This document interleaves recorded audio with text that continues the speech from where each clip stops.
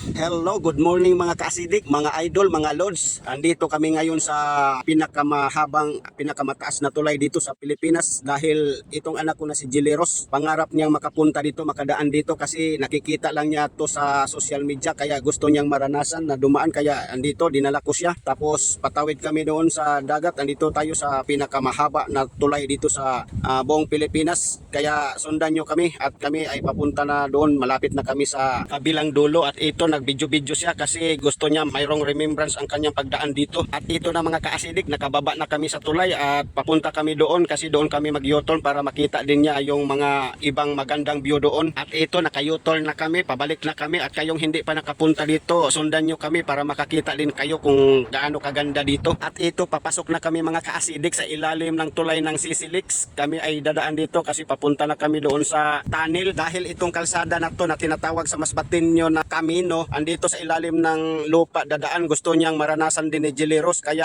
at andito papunta na kami. At itong nakita niyong tulay o dyan kami dumaan kanina at doon kami sa unahan nag-U-turn at ngayon dito naman kami dadaan sa ilalim niya kasi papunta kami sa tunnel. O tingnan nyo ang haba ng tulay, ang layo ng dulo. Hindi ko lang pinakita lahat ang video kasi overtime na tayo.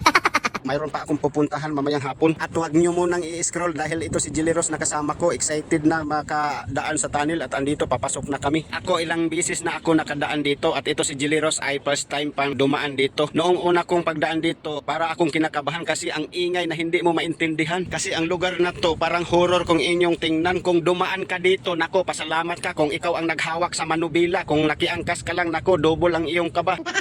Ang bilis pa naman ng sasakyan na iyong kasabay dito at ako padahan-dahan lang baka naman sa pag-abot na sa dulo mabiglang mawala ang kasama ko sa likuran. Ay salamat, pumuti, sinyalis to na nandyan ang Panginoon nakabantay sa aming pagpasok at paglabas. At sa lahat na nanonood kahit hindi ka na magbigay ng star, malaki ang pasalamat ko sa iyo dahil tinapos mo ang video.